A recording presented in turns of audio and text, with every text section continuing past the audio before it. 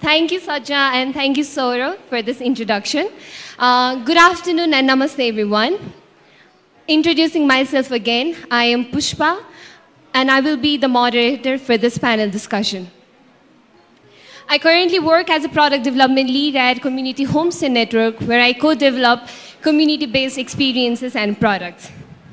For this panel discussion, our topic is Communities as Narrators, Unveiling, Untold Stories to Tourism. I'm really pleased to be here sitting with you all and have our diverse panel members to discuss about this topic, because this is something that we really talk about, and it's really, really important if we are celebrating and choosing community tourism. This is also really special because this is something that we have been doing with Community Homestay Network, and this is really, really close to what we believe. Community tourism is about hidden stories and meaningful travel experiences.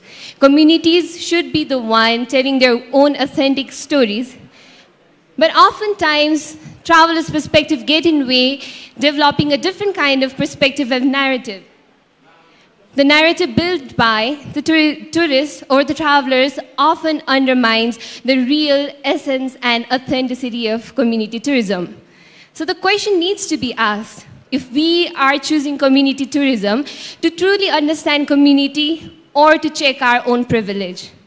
The question needs to be asked if the storytelling is done in ethical manner, and the question needs to be asked, what can be the probable solution of these kind of challenges, and how technology can help deal with these kind of challenges. I'm really pleased to be here discussing this very important topic. For this, we have very diverse and experienced panelists with us who are expertise in their own field and have been in this industry for a very long time. And I feel really honored to have a discussion with our panelists. So without further ado, I would like to invite our first panelist. First, we have Ms. Priyanka Singh.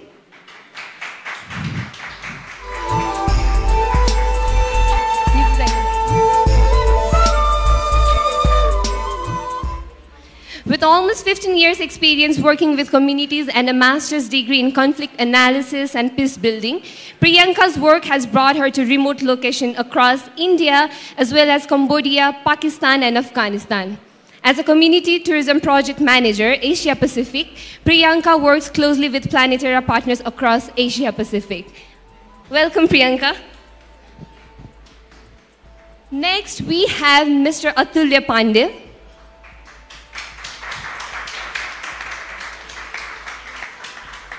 Atulya Pandey is the co-CEO of Outside, a Kathmandu-based design and technology studio with a global footprint. With over 12 years in tech, he is laid Outside to complete 200+ projects for clients like the New Yorker, the Rockefeller Foundation, and the Statue of Liberty Foundation. Atulya focuses on strategy, operations, and sales, and is passionate about using technology to empower communities, as seen in his work with Community Homestay. Welcome, Atulya ji. Our third panelist is Ms. Joanna Hagen.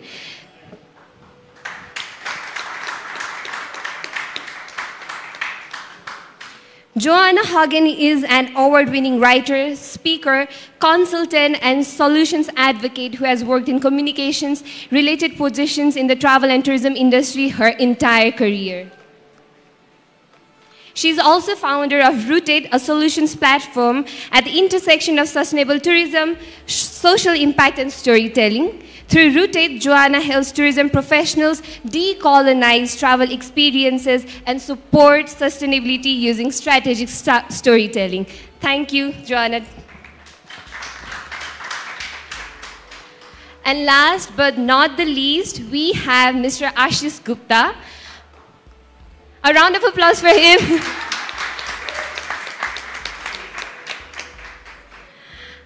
We call him Ashish Dai. I think Saurav has already mentioned that's how we call our colleagues. We call him Dai. Ashish Dai is a devoted tour leader based in Nepal. Hailing from the picturesque town of Panoti, his fascination with tourism blossomed in his formative years, driven by a profound appreciation for Nepal's diverse landscape and vibrant cultures. With over a decade of guiding experience, Ashish has had the privilege of introducing travelers from around the globe to the wonders of Nepal. Including his guiding, Ashish is also co-founder of Panoti Bike Station. His interactions with people of varied backgrounds fuel his passion for curating unforgettable experiences.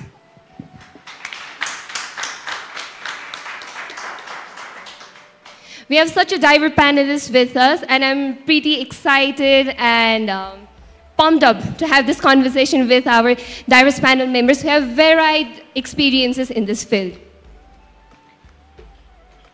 Once again, thank you everyone for being here, and I'm really looking forward to conversation. This whole event has been a lot of listening, but I hope this one is going to be even more interesting because the topic is really, really important. If we are gathered here to celebrate community tourism, this is something that we really have to think about and discuss about. So before diving in, a bit of a house rule for everyone. Since we are a bit late with our time, the panel discussion will be around for 1 hour. The first part of the panel discussion, we will be discussing with our panelist who has prepared questions. And the later part of the discussion, we will have question and answers from our floor. So before diving into the main conversation, a very genuine curiosity from my side. As we are all here gathered to celebrate community tourism, many of us have already joined many trips where we saw how community tourism really looks like. So a genuine curiosity and a very simple question to all our panelists. When I say community tourism, what words come to your mind? So the answers should be a bit short and also a gentle reminder. While answering the question, please give your short introduction. Yeah, anyone.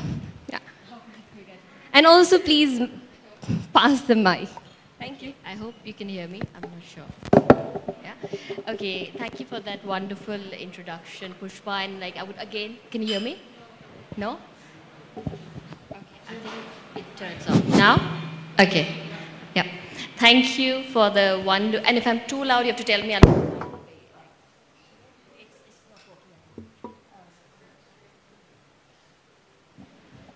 Honestly, I'm happiest without a mic, but yeah, I can do this also.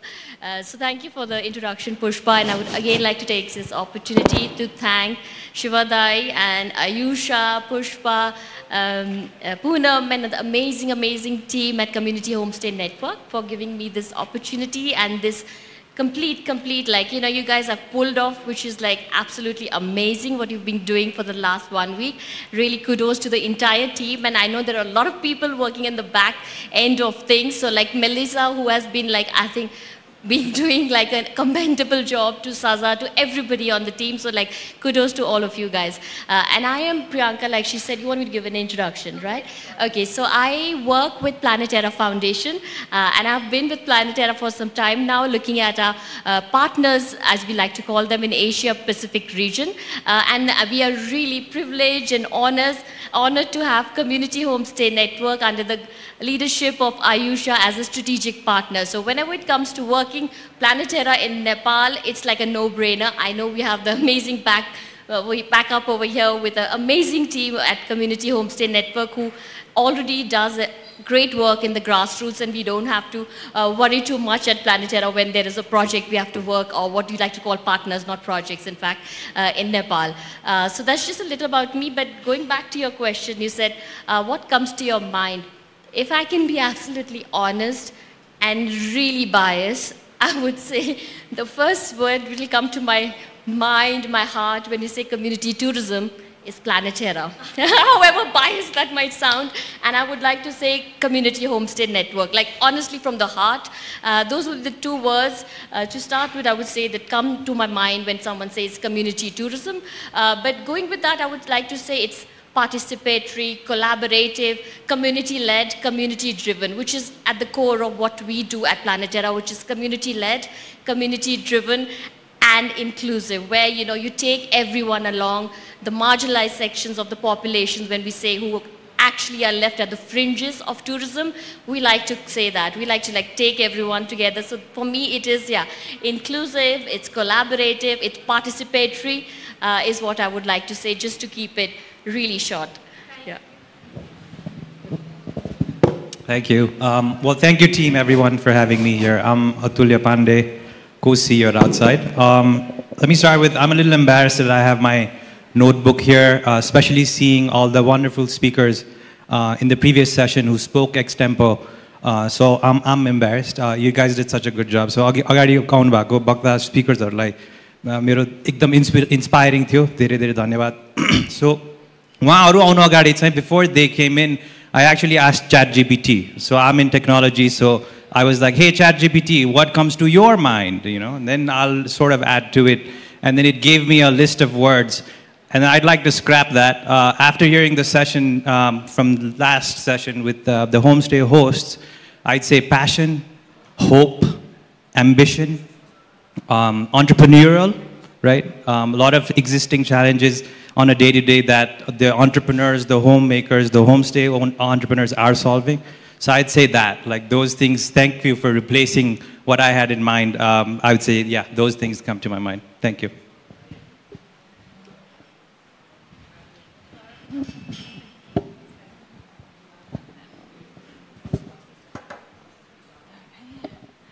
Hello, everyone. My name is Joanna. Thank you very much for inviting me to be part of this important conversation today.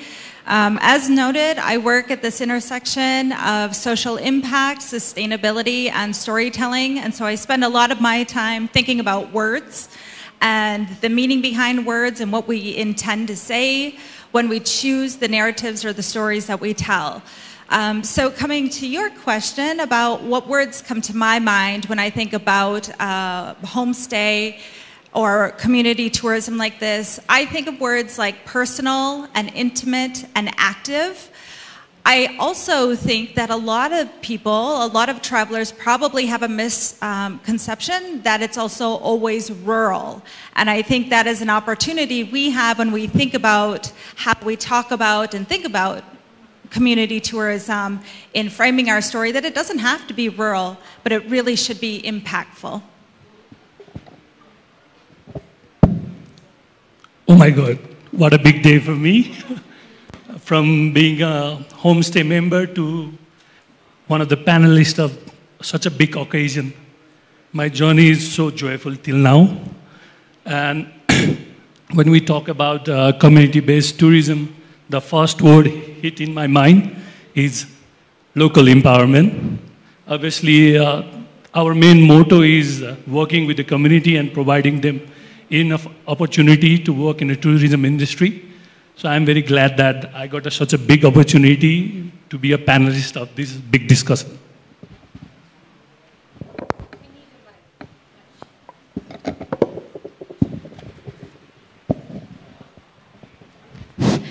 Thank you, everyone, for very short and very impactful answers. Definitely, I think I resonate with all the words that have been mentioned here. And I'm pretty sure our audiences also resonate with the word that's been mentioned.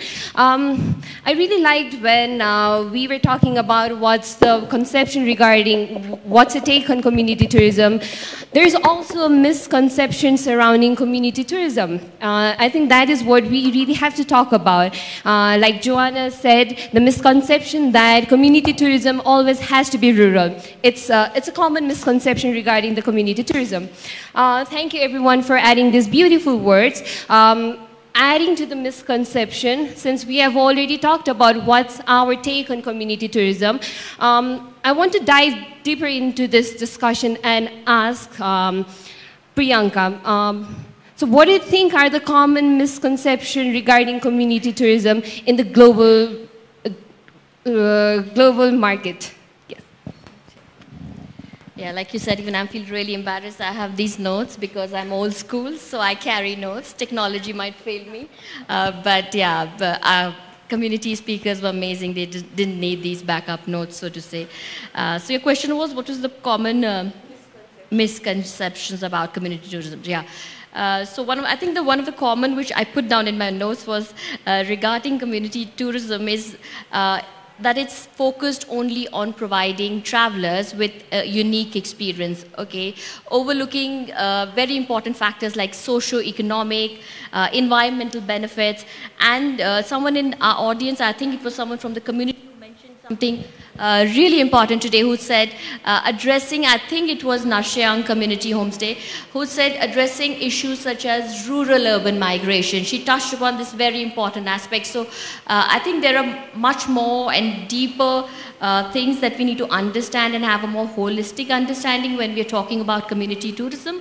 And at this moment, because I look at Asia Pacific and my understanding of this region, I can say like one of the biggest challenges is this rural-urban migration that she talked about. So just to think that it's just a unique experience that we are catering to travelers per se would be a very faulty and a very narrow understanding of it, but we need to understand the larger socio-economics of it. Like I even mentioned in the first thing, where we know reaching out to the marginalized sections of the population, because when you say tourism, the traditional idea was something completely different, but that's where community tourism comes in, where we are talking about the people, the marginalized sections of population who are left at the fringes of tourism, who actually were not benefiting from tourism. So quite often than not, it could be women. Unfortunately, I mean, I hate to say that, it would be, a lot of them would be women, it would be people with disabilities, it would be youth at risk. So there's a whole section of population which was not really getting impacted by tourism. So I think community tourism,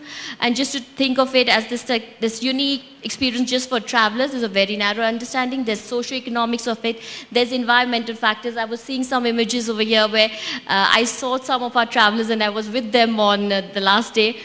They were eating off a leaf plate, right? I mean, these are sustainable practices. I'm from India, and like Nepal and India, we all know we all did that way back in our villages, and now my village itself is flooded with plastic, and it kills me. I'm like, why can't we make those leaf plates? Why can't we eat off those plates, right? So to see travelers, and I remember my friend, I mean, I was talking to him that day, I think he was there in the image, and I saw them eating, and I think there were some activities where they've even made these diyas and battis and done that whole experience. So I think it's just so much more. It's not just creating that, and therefore the notes, creating just an experience for travelers which is unique, but it is more of that. It's socio-economics of it. It is the environmental factors, because again, when you're talking about environment, there are a lot of indigenous practices which the communities are already aware of and probably doing it, which we might not even know of. So to see, like, you know, like, they don't know anything and we're just going to go give a very unique and authentic experience, just completely fails it. So for me, this is where community tourism fits into that space. Yeah. Thank you so much. Definitely, community tourism is not just about the experiences that we experience there, but there are many, many layers that we actually have to think about. Socioeconomic condition, gender equality, diversity. So there are so many layers. Thank you for shedding light on that, Priyanka. I would like to direct the same question to Atulya ji. What is a common misunderstanding regarding community tourism in the global market? I think there are different schools of thought. To start off with, especially when it comes to homestays, I think people have this misconception that it's unhygienic, that even the basic amenities are not there. You know, in a lot of ways that ties into it is charity. So you know, me as coming in as a benefactor and I'm making donations, and it's like whereas it's more like equal participation in community tourism, then that's, you know, you're essentially, the unique experiences are value that you're paying for, right? So I think those misconceptions that you see. There's also another school of thought that comes in and sees community tourism as just another disguise of tourism where the community actually doesn't benefit that much. They're still very passive earners from the benefits of the community tourism, which, you know, we've seen here with the Community Homestay Network. And, you know, the host, that's not the case. You know, community are active participants, and when tourists and travelers come in, they're also active participants in that experience, and that's what makes it the true community. So, thank you so much. The word that stuck to my mind is unhygienic, charity, and donations. I'm pretty sure many of us here are not really about these kind of terms when we are traveling. Oftentimes we view communities as a charitable project, or we tend to see community from our lenses rather than communities, which is very important to discuss about if it's good or not. This brings to me another question to Joanna. So Joanna, since your work majorly focuses on decolonizing travel experiences, can you provide insight into prevailing narratives surrounding community tourism, which suggest that you are choosing community tourism to witness the poverty or to help the community, and how this kind of narrative may be intertwined with subtle forms of colonialism? And also, please share your work that you've been doing regarding this. Thank you. Yes, so that's a lot to answer in a couple minutes, but we're going to do our best. It's really interesting. Already in this conversation, we talked about benefit. And benefit is a big part of this decolonization process, especially as it relates to community tourism, because a lot of people think about community tourism as a way to help and give charity, and the question is, what is the benefit and who is benefiting from that?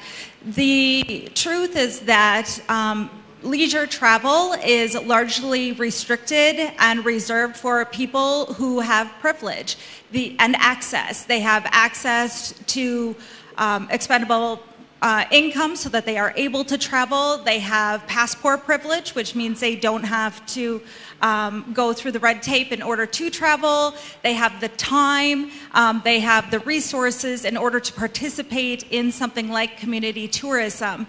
And with this privilege also comes a sort of a certain amount of power and preconceived notions and perception that is built around living with a certain amount of privilege.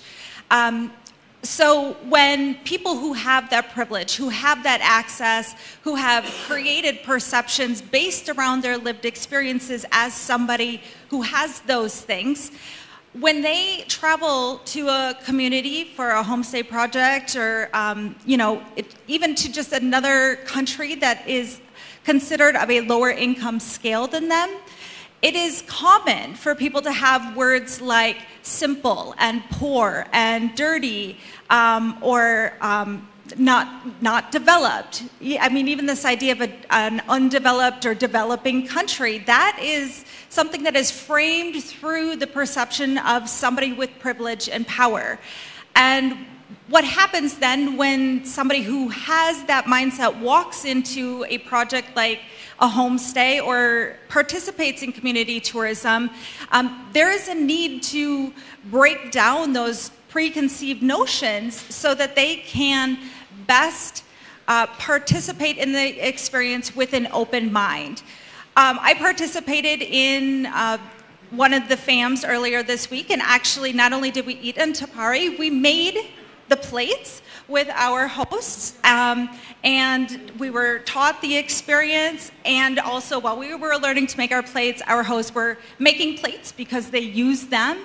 And it was one of those things where in the discussions we had as a group, people who do come from a place of privilege were talking about how this was a very authentic experience, and that people it was a simple life, but they were very happy. And this actually, all these kinds of words come from a very surface level preconceived notion of what authenticity means, about what happy looks like, what a simple life embodies, without really understanding the underlying context of the people in the place. And so we had a lot of conversations in our group actually about how all the activities we participated in were authentic, even if some were perceived to be more advanced and some were perceived to be more rustic. And I use these words, very loosely because those are defined in our own heads and by our own preconceived experiences. So when we do something like community tourism, we need to be thinking about the preconceived notions that travelers are coming into those experiences with, and be very mindful about the way we're describing the experiences. Be very mindful about the power dynamics that are at play when travelers walk into an experience. And be very clear about what the expectations are for travelers, because there has been this narrative of what community tourism looks like and what they can expect to encounter when they arrive somewhere. And if we don't establish appropriate expectations through our storytelling in a way that is authentic to the community, that is very honest about what people can expect to experience, then travelers continue to see and reinforce the narrative of what they believe to be is simple and authentic, et cetera, et cetera. So we have a responsibility really to take that narrative back from the privileged traveler and what they believe community tourism is, and give that power to the communities, who are the people who have the stories, who have the voices, but simply need the platforms and the amplification of those experiences. Thank you so much. This is really, really important, and I'm really glad we are having this kind of conversation in this platform, because we are celebrating community tourism. We've been participating and we've been choosing community tourism for a reason, and it's very important for us to check our choices. Why are we choosing community tourism? Is it to witness the poverty, or to check one's privilege, or to actually witness the culture and tradition and the hidden stories of community? And I really liked when Joanna mentioned how communities should be taking charge, telling their own stories, because they are better than us. They are the real storytellers of their own communities. Thank you so much for shedding light in this. The other thing that struck in my mind was how poor but happy. I think this is pretty common narratives set around Nepal and many communities around Nepal. For example, like Narchang. Narchang is good, poor, but happy. It's small, it's a bit dirty, or it's simple. It's just an example, nobody has said that. So my question is for Priyanka. So with your years of experience working in community, can you shed some light on what are the drawbacks of such simplistic and romanticized portrayal of the destination?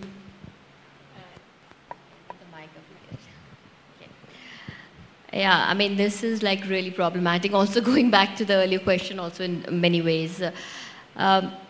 Because that is the most simplistic, I would say very paternalistic attitude and approach towards any narrative, so to say. It just totally takes away the agency when we're talking about community. The minute we go with that poor but happy, and like, I think it's not just for Nepal. I know there are experts here and people with a lot of experience than me. I think it is a lot of our Asian countries. We all have that tagline.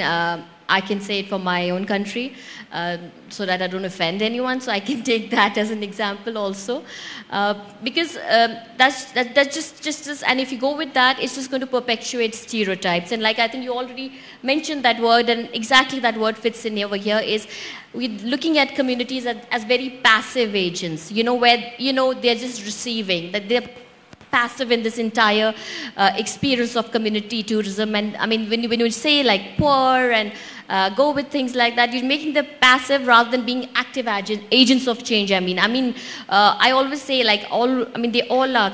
Like, we can just be a catalyst. I mean, the community is the agent of change. The community has the power. The community is not passive. So I just completely, it just infuriates me. So yeah, when I hear words like that, because like you're completely taking away the agency from the community the minute you say that. So it's very important to understand and have that clear understanding. And I think somewhere also, like when you're talking about community tourism and communities, we work with communities. We is provide them, like, let's say, with technical support, so to say, where they can come and they speak with their own voice. They have that agency where they come and decide how they want to be represented. When they say, okay, this is how we want to speak about ourselves, this is how we want you to tell the travel, this is how we will, like our storytelling, we will create our own storytelling. So it's very important. Maybe sometimes the hesitancy comes because there are language barriers. Sometimes it could just be simply because you feel you're inadequate because you don't have the technical expertise and knowledge. So kind of providing that space where they have that technical know-how, so they own their own stories, they share their own stories, and it's not just a passive thing where they're just standing as a poor but a happy experience. There's much more, like we said, like we have to acknowledge, we have to be aware, and that's why the work that so many communities and organizations are doing currently on environment. We have to be very conscious and aware of the fact that tourism has its negatives. There is environment, but what is it that we can do, and where community tourism plays a role, where you could address those issues, like the project you're doing in Dankutta becomes an example of that kind of initiative. So to understand and acknowledge that there are challenges, there are problems that come with tourism, but how best we can do this. Animal people conflict going on, but how beautifully they kind of resolve that, how tourism has fitted into that. So, you know, those kind of examples are where we can take those and use that as an example, rather than sitting with the narrative of, oh, poor, happy people and everything's going well with them. But there are challenges, and environmental challenge currently, climate change, climate action. I mean, for us Asian countries, we are living it. It's not just jargon, we are living it each and every day. So it's very important to have this holistic understanding, otherwise it makes it very paternalistic, I would say. It just reiterates and strengthens stereotypes if people go on with the same old narrative of poor, happy people. Yeah, it's absolutely unacceptable. We are in 2024 is what I would like to end it with, yeah, because I can go on.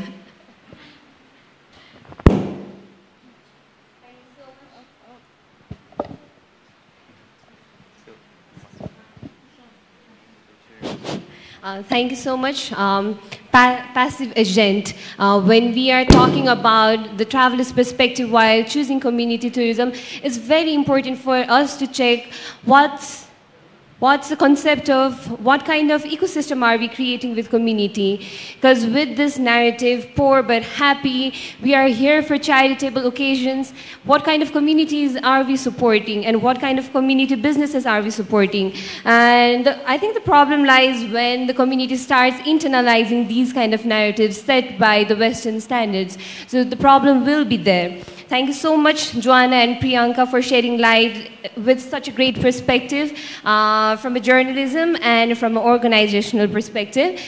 Here with us, we have Ashish Dai, who has been working with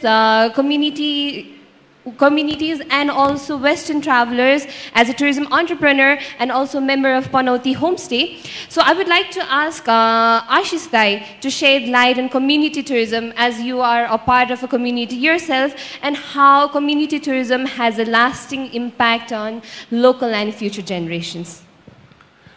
Thank you for the question. If I look back myself 12 years ago, when Community Homestay Network established their first homestay in Panauti, my family was one of the members of this homestay. At that time, Royal Mountain Travel, they send a lot of foreign travelers who actually do a lot of Nepal and Tibet trip. So at that time, my role was showcasing my beautiful village, telling them my daily life stories was my role. But on today, when I am in this stage, I have to remember a few names. Some of my senior two leaders are just behind there.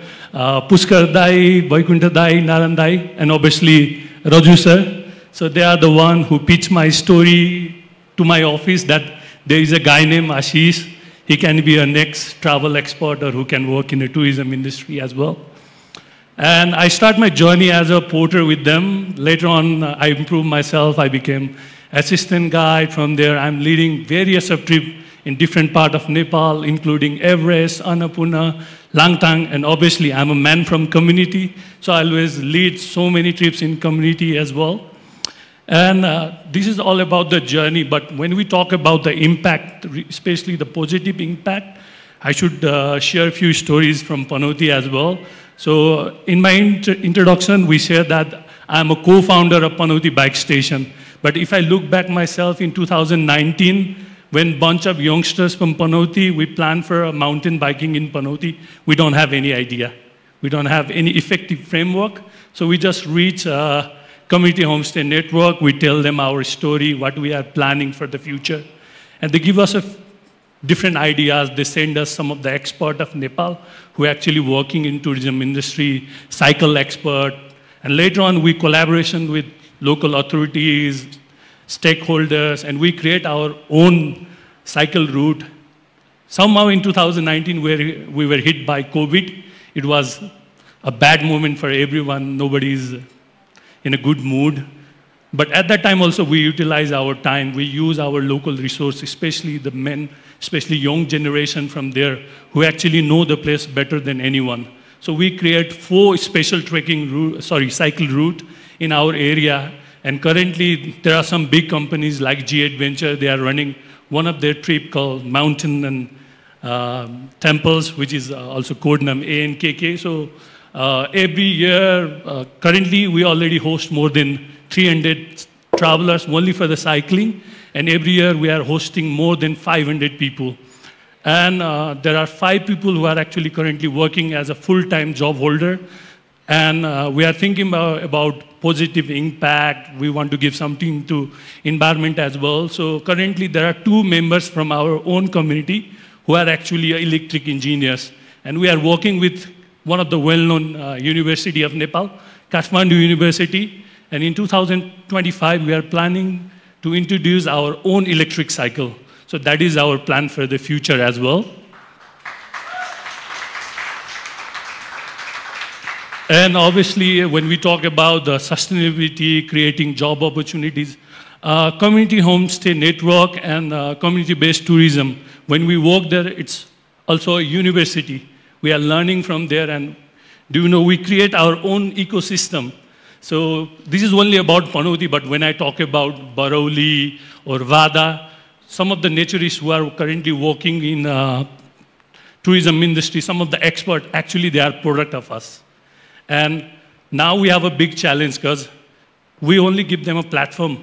But currently, they are having a bigger and bigger opportunity. And we can't stop them because they need to grab their bigger opportunity as well. So our new ecosystem is saying that we need to replace them as well.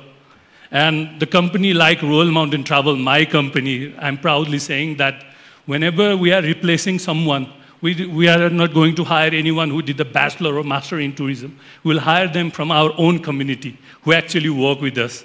So that is our idea and that is our concept. So look at this. This is the real impact of tourism here in Nepal when we talk about community tourism. So one of the biggest issues the nation is facing, that so many youngsters, they are leaving the nation for the better opportunity for their life. But we can give them a guarantee that if we work together and if we create an effective framework in the future, nobody have to leave our nation. And from this stage, I'm proudly saying that I'm a proud product of community tourism.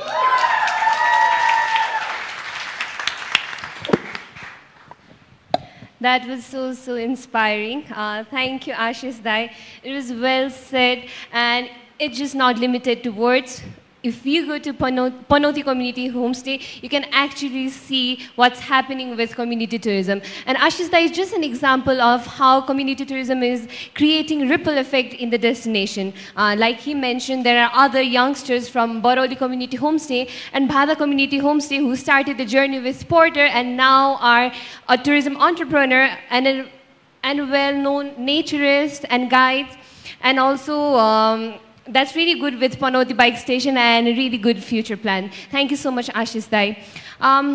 Since this conversation is going in a very interesting manner, like you said, community tourism is all about sustaining the local economy and inducing the local economy. There are also travelers who have different ideas of supporting the local economy. For instance, they might prefer the idea of donations and charities or direct monetary support. So I would like to ask Joanna about this.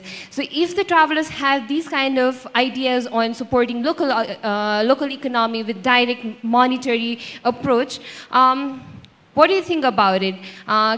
Could you provide insight through your critical lens? Like, is it good or is it bad, or just your perspective? Thank you. When people say, I want to help, I want to give back is something that we're hearing a lot of people say. I truly believe that this is coming from a place of good faith. I think travelers mean well, but it is still a traveler-centric act. It's about the traveler, it's about what they desire to do, and it's not necessarily about what a community needs or wants. And so this idea of giving back, while well-intentioned, I think still continues to center the traveler. And the whole point of community tourism really is to give that power back to the community.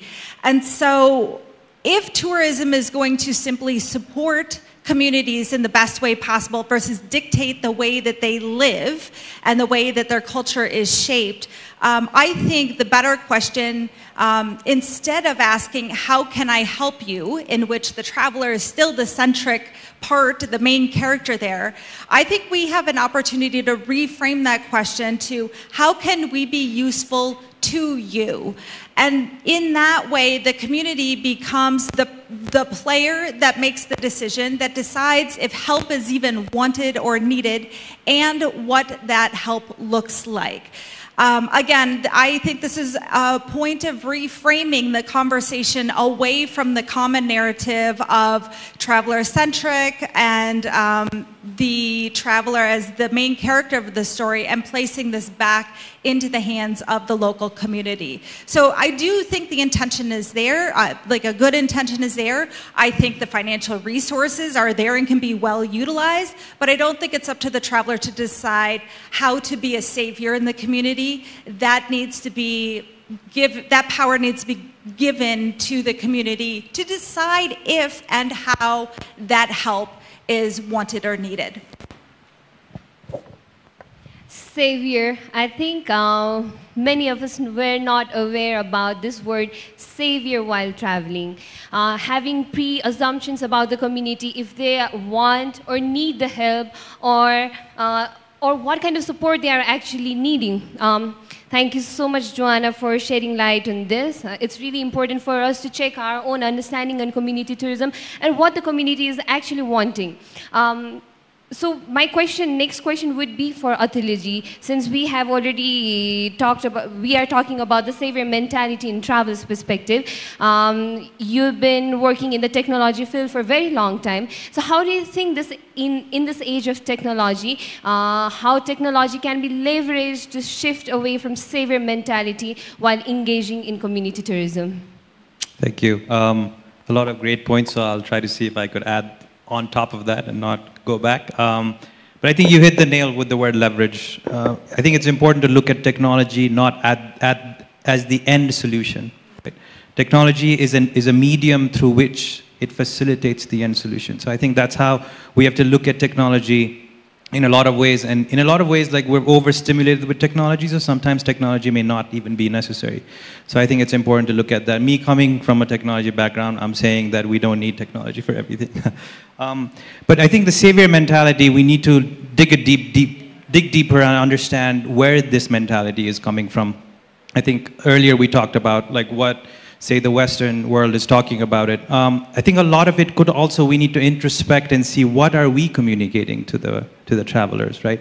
For example, and you know, there are different schools of thoughts here, but when we're talking about impact, so say if we're framing a website and the first homepage we're only talking about income went from $20 to $40, you know, like, impact is this. And if we start the narrative with that, then in the second page, then we get to what is it in it for the traveler. Then we're like, maybe the information hierarchy is a little off in that we're starting with the income discussion whereas the experience discussion comes later.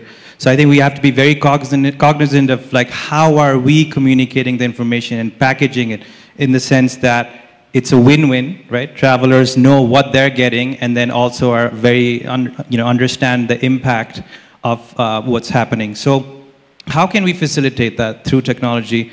I think right now it's with a lot of tools that are accessible.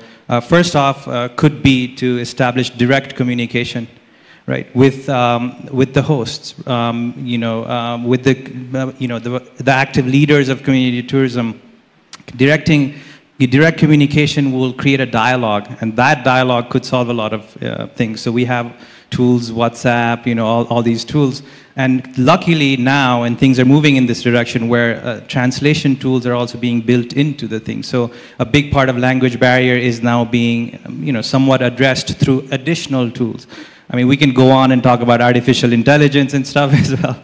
But there are a lot of tools that are now accessible that will facilitate this dialogue. And that, I think, is a good start. Second, I think investing in educational tools. So before travelers even come in, how can we make sure that they're being educated, they're being walked through some maybe cultural context, sensitivity, but basically a kind of thing to make sure that they're well aware of what they're experiencing, but also there's like a pre-education process that would then enable them to enjoy the experiences, but also being aware of what is then happening.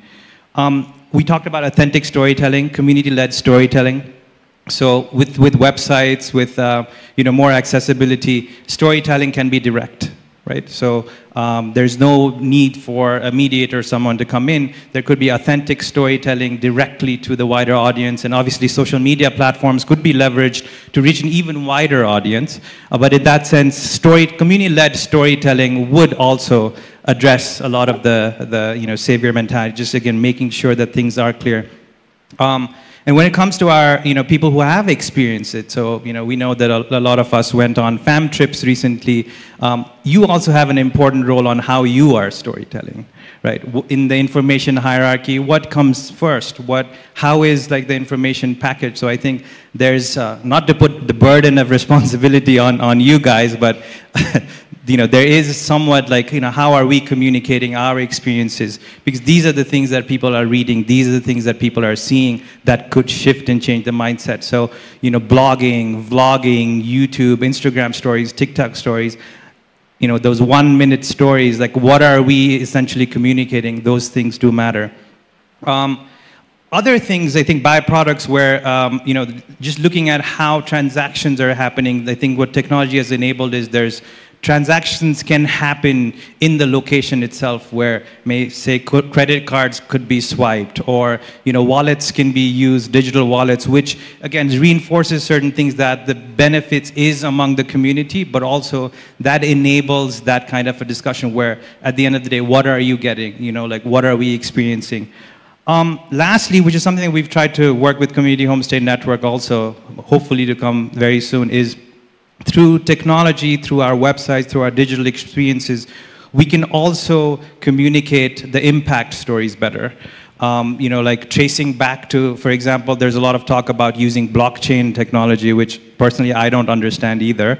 But how can we use these technologies to communicate the impact of every dollar spent, for example, and tracing it back to who benefits from it, how is it worked out, and at the end of the day, what services are provided throughout the value chain that essentially you're contributing to.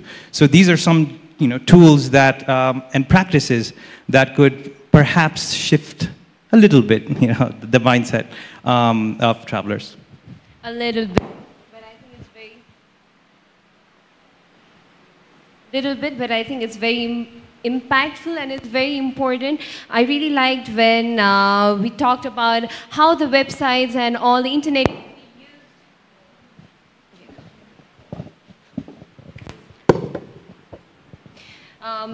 internet and websites could be used to re-educate the travelers to shift away from this savior mentality.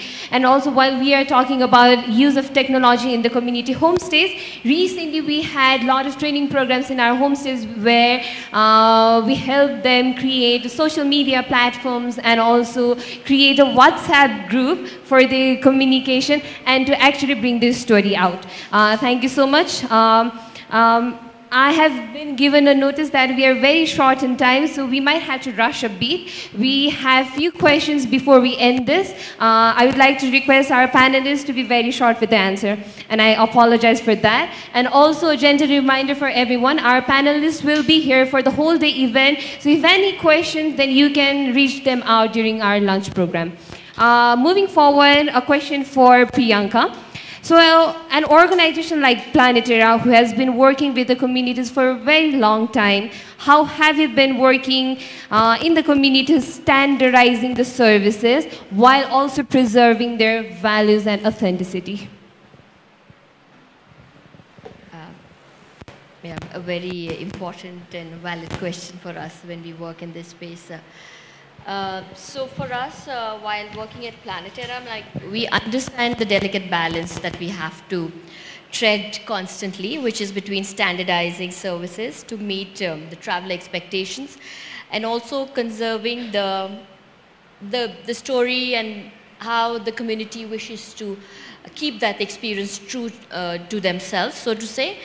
So we prioritize working closely with community members to ensure that the upgrades or the enhancements to tourism services align with their values and traditions. So it is at nowhere, again, a passive thing coming from externally where we dictate, you need to do this, but it's a very organic process where the community decides themselves how they would imagine and they want to develop an experience. So even when we go in to do a capacity building or a training exercise at Planetera, so like we say, we just equip the community with the tools, with the technical knowledge, but the experience per se and what they feel is very integral to them is decided completely by them. They build on it. It could be after receiving 2 group of travelers, I get a WhatsApp or a call and it's like, hey ma'am, we want to do this now. And I'm like, oh wow, great, go ahead. So where the community has the agency, they design their whole work, and that's the approach we have at Planetera. So it's, of course, standardizing where we have certain safety and hygiene related protocols for sure, but the rest is completely community driven, community led. Simply why I just, before I end it, is because that's what is going to make it sustainable. If it's going to come external as to what Planetera says or any organization says or any person says from outside, it's never going to be sustainable. But when the community runs it, leads it, owns it, that's when the community tourism experience we feel will be a success. Thank you so much. Yes, definitely we cannot dictate the changes, and whenever it's forced, it's not authentic and it's not real community tourism. Moving forward, since we are talking about the storytelling and narrative built around the community tourism, communities are the real storytellers. Ideally, they should be the one telling their own authentic experiences. But you know, there are some kind of challenges from the community side as well. So Ashish Dai, can you shed light on what are the challenges community members face to ensure that the authentic stories are effectively communicated? So from a community perspective.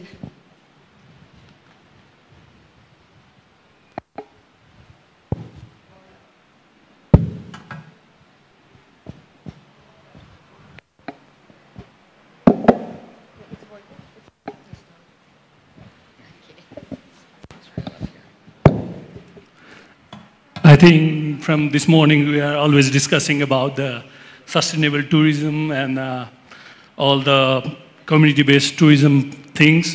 And obviously, in the beginning of my journey, I mentioned you that I was the member who translate the story to showcase the place to the travelers who came to my home. So it happened because there is a language barrier for my mom. She was not able to translate her emotion and inside stories to the travelers.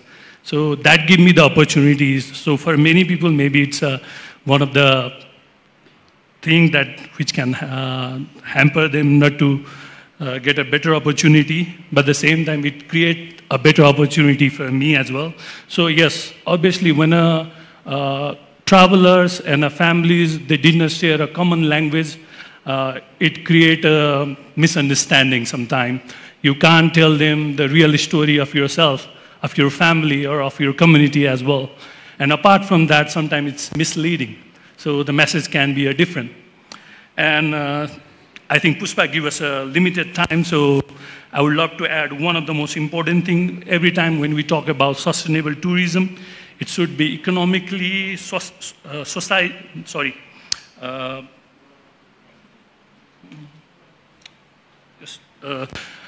and when we talk about these things, we always talk about the trips we are leading in different parts of the country. So I was one of the two leaders who was leading Group 3, and we are leading our trip in Annapurna Community Trek.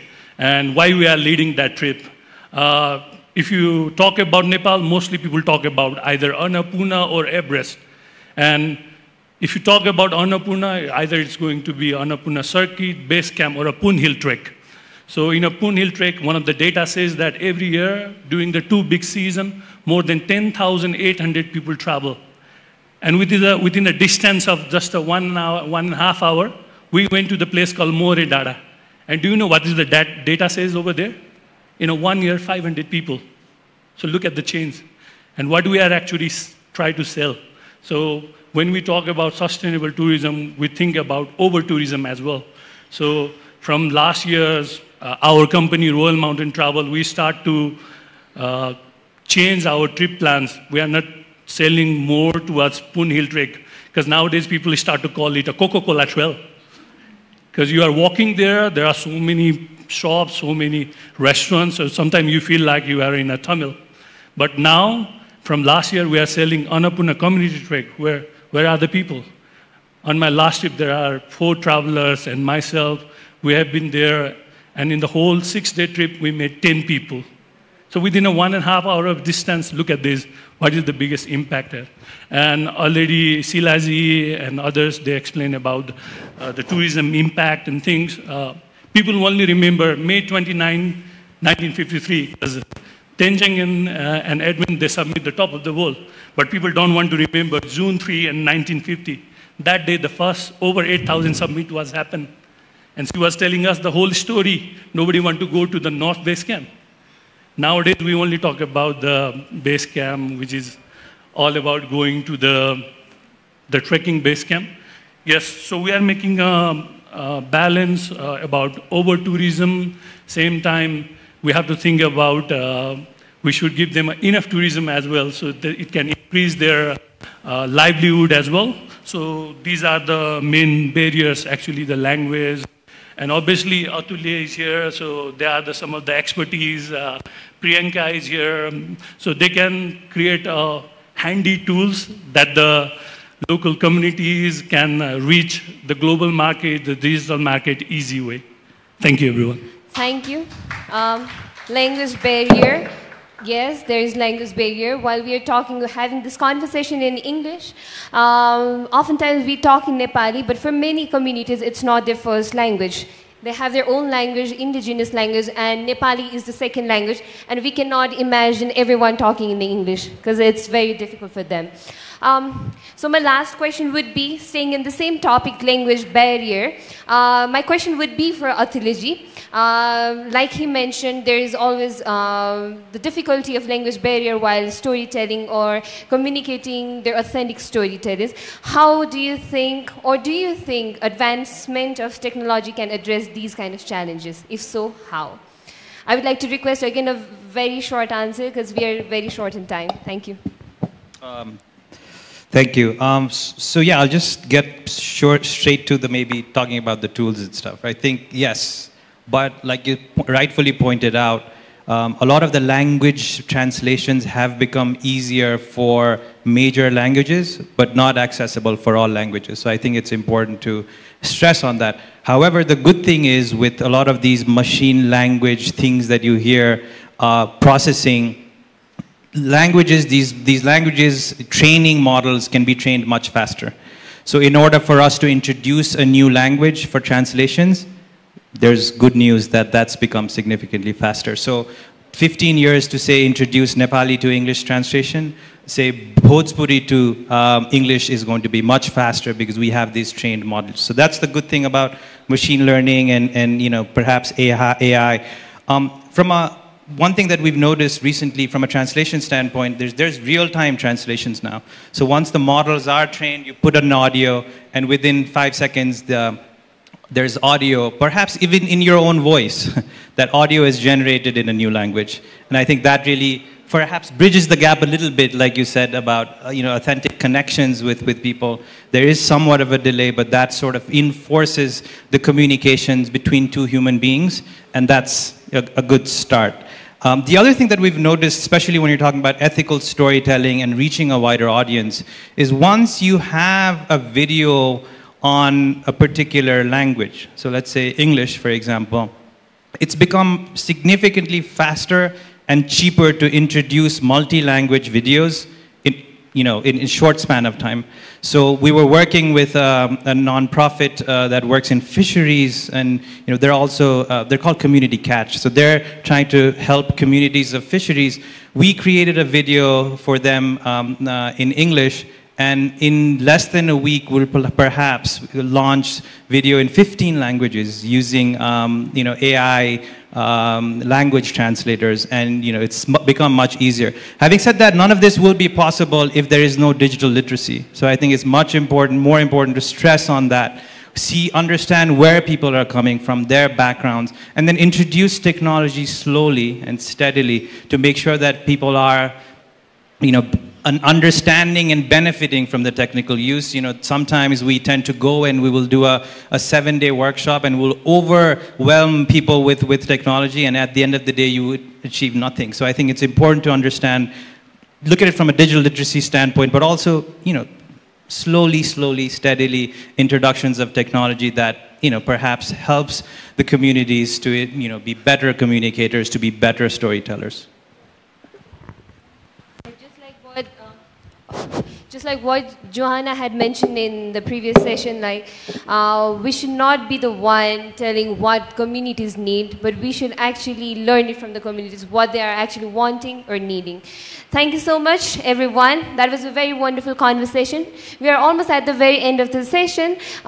Before leaving, I would like to ask all our panelists even more shorter time for this question.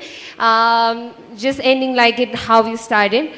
How do you think community tourism should move forward? A very short answer.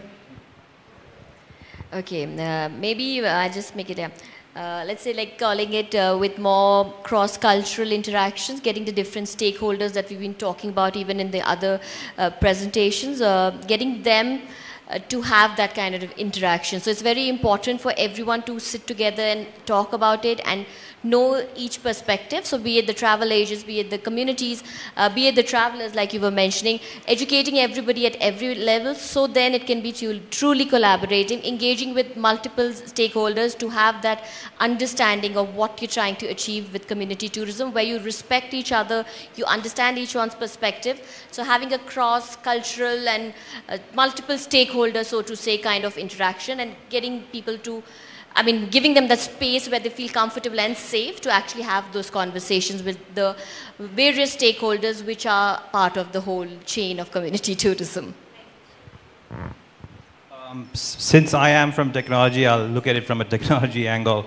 Like I said, there's intense pressure for us to automate everything. You know, there's, you know, automate this, margins, profit margin, increase this, and that's sort of become the global trend. So I think when we look at technology, let's look at it to streamline processes, enhance communication, improve transparency, but let's not use it to replace the authenticity that we have, right? The good news is artificial intelligence is not going to replace community tourism. So we're all good and safe there. Having said that, let's be very, you know, let's stress on like looking at short-term versus long-term impact of introducing technology. And in that process, I think the decisions have to be community-led, but let's ensure that the essence of what builds community tourism, I think we talked about earlier as well, the people, the hospitality, let's not try to dabble too much with technology there. So, yeah. There is a great need to completely shift our entire tourism ecosystem so that it is less traveler-centric and more focused on the why and how of our intention behind traveling.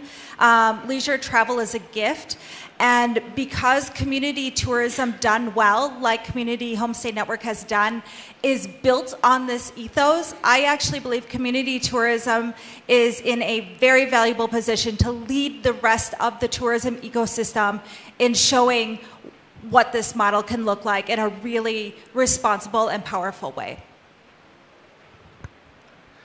Obviously, I'm a man from community, so I will say working with the community, actively involving local people for decision-making process. And if we work with the local stakeholders, and the local authorities, and we can create a effective framework where both travelers and community can work in one platform, and we can create a mutual understanding for the travelers.